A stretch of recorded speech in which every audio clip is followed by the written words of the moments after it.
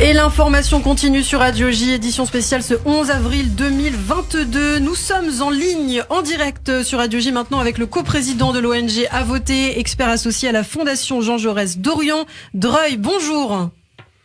Bonjour. Merci beaucoup d'avoir accepté notre invitation ce matin sur Radio J. Alors nous sommes avec Christophe Barbier et Mickaël Darmon qui vont intervenir dans un instant, qui vont vous poser leurs questions. Et une première question d'abord pour ma part concernant les chiffres de l'abstention.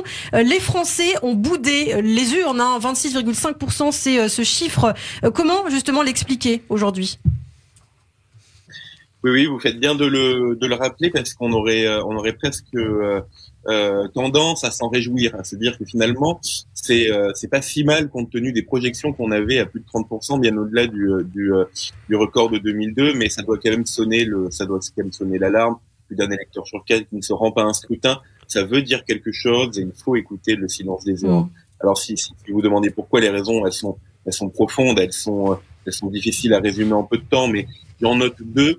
Il y a un aspect d'abord technique, qui est celui du système d'inscription sur les listes électorales, qui vaut beaucoup pour les jeunes notamment, puisqu'on a aujourd'hui, on est une des dernières démocraties dans le monde qui fait qu'on a un système d'inscription sur les listes électorales qui fait que vous avez 7,6 millions de personnes qui peuvent être considérées comme mal inscrites sur les listes et donc qui ont une barrière technique à aller au vote, ce qui n'est pas sans incidence sur les scrutins, parce que c'est en moyenne être mal inscrit, c'est avoir 3 fois plus de chances de s'abstenir.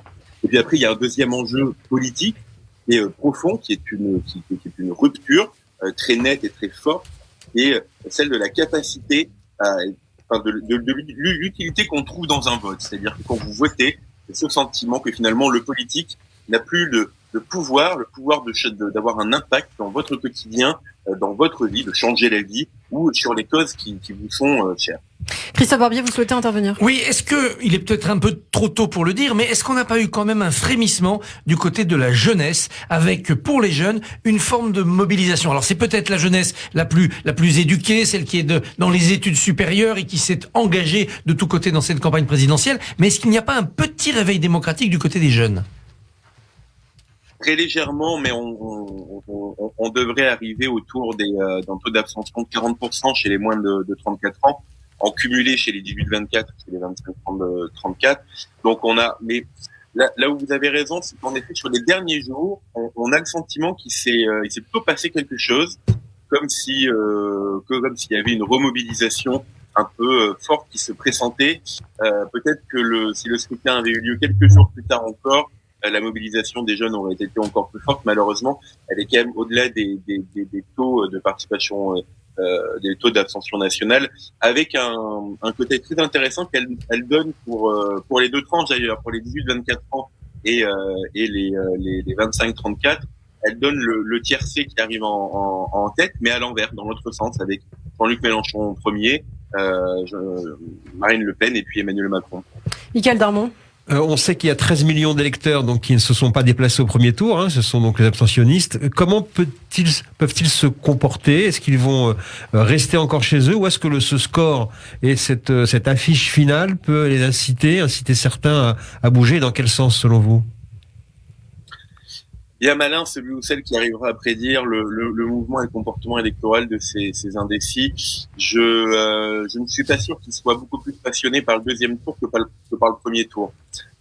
C'est dire, je pense, l'état d'urgence démocratique dans lequel nous sommes, et c'est dire aussi que la responsabilité du 25 avril qui incombera à celui ou celle qui aura présidé la destinée du pays pendant 5 ans, et de prendre en compte cette urgence démocratique et de enfin faire ce débat dont nous avons besoin pour repenser les règles du jeu démocratique, repenser notre organisation, notre système, et pas le repenser par des commissions par le haut, mais le repenser par le bas, avec les citoyens, avec les jeunes, avec des panels représentatifs et avec les experts et ceux qui portent ces sujets depuis tant d'années, des sujets qui pourraient redonner un peu de progrès démocratique, ce que j'appelle le progrès démocratique, qui serait redonner du pouvoir aux citoyens. Mais quelle est votre revendication principale en la matière ? Il faut quoi ? Il faut passer au vote électronique, il faut la proportionnelle, il faut des référendums d'initiative citoyenne pour oxygéner et ramener au vote les abstentionnistes ? Reconnaître le vote blanc. C'est exactement ça, c'est oxygéner la démocratie. Je pense que ça passe par... Alors, il n'y a pas de mesure miracle, en fait. L'urgence est telle qu'il faut appuyer sur tous les boutons en même temps pour essayer de donner de la capacité à tous les leviers possibles. Bien sûr, la proportionnelle aux élections législatives pour plus de représentativité. Dans une démocratie représentative, pour représenter, il faut ressembler. Alors, le vote par correspondance, je pense c'est une modalité qu'on pourrait envisager, notamment le vote par voie postale, dont on a déjà connu dans notre pays d'ailleurs, mais dont on a aujourd'hui les capacités de pouvoir sécuriser et tracer des bulletins de vote. Également les modalités de vote, les durées du scrutin, pourquoi est-ce qu'on pourrait voter sur un jour et pas sur plusieurs jours. Enfin voilà, là, la reconnaissance du vote blanc, évidemment, je pense qu'il y a toute une batterie de mesures sur les deux boutons sur lesquels on peut appuyer pour avoir une démocratie un peu plus ouverte et un peu plus inclusive. Merci beaucoup Dorian Droy, co-président de l'ONG À Voter, expert associé à la Fondation Jean Jaurès, pour toutes ces précisions, et à très bientôt sur Radio J.